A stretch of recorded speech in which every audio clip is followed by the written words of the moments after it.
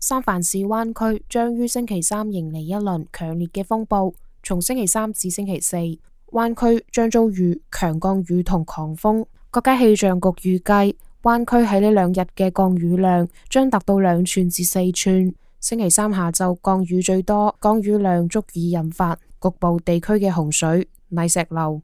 暴雨導致河流水位上漲，加州北部同中部嘅部分河流可能會發生洪水。星期五預計將轉為小雨。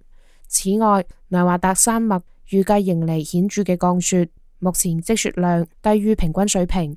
此次風暴將增加積雪量，週末將有另一波雨雪天氣，預計會再次影響加州。天下衛視記者編輯報道。